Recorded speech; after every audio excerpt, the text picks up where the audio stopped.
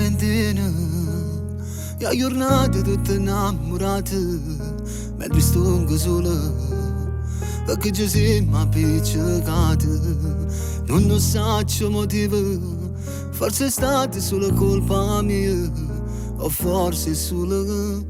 non capri che c'è tu San Valentino che viene a fare te stiamo appiccicati che mi che posso fare per mi fare perdonare la giacata non cuoricina che bacia per ruggine per far pace con te stasera ma tu non mi vuoi perdonare non posso immaginare a tra noi è fermato proprio che stasera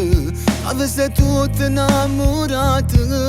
ma vengo a te pigliare sto anche sotto casa tua e ti provo a te chiamare e tu non mi rispondi amore mio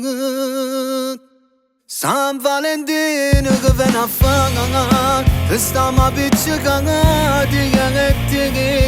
dimmi tu che posso fare per mi fare perdonare la giacata non cuoricina che bacia per ruggine per far pace con te stasera ma tu non mi vuoi perdonare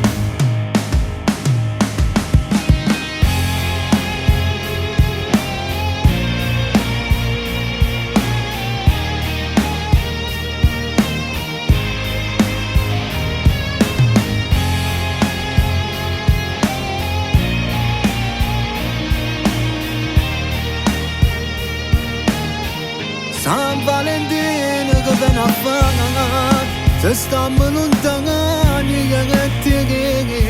dimmi tu che posso fare per mi fare perdonare la giacata non cuoricina che bacia per ruggine per far pace con te stasera ma tu non mi vuoi perdonare